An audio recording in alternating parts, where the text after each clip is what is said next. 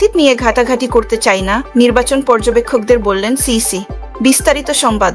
দেশে অতীতের বিভিন্ন নির্বাচনে যেসব নির্বাচন পর্যবেক্ষক সংস্থা কাজ করেছে তাদের অতীত থেকে শিক্ষা নিয়ে সামনে এগোনোর আহ্বান জানিয়েছেন প্রধান নির্বাচন কমিশনার সিসিএএম নাসির উদ্দিন।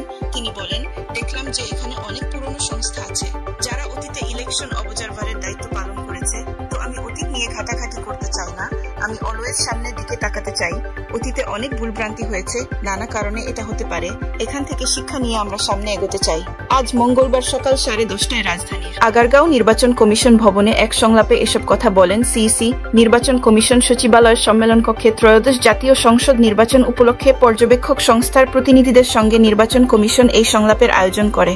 নির্বাচন কতটা সুষ্ঠু হচ্ছে তা পর্যবেক্ষণের জন্য ইসি নিজস্ব তত্ত্বাবধানমূলক ব্যবস্থা আছে। তবে আগামী নির্বাচনে ইসি নিয়োগ করা পর্যবেক্ষক সংস্থাগুলোর মাধ্যমেও নির্বাচনকালীন পরিস্থিতি জানতে ও বুঝতে চায় কমিশন।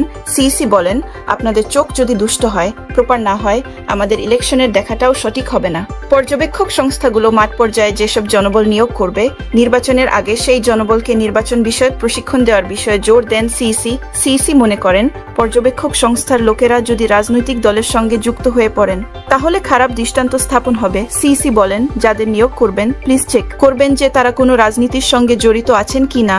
কোনো রাজনীতির সঙ্গে জড়িত, কোনো পার্টির সঙ্গে জড়িত, মিছিল মিটিংয়ে গিয়েছে এই মার্কায় ভোট দাও, ওই মার্কায় ভোট দাও, এগুলো যাতে না করে নির্বাচনে পর্যবেক্ষক সংস্থার ভূমিকা নিয়ে সচেতন করে সিইসি বলেন।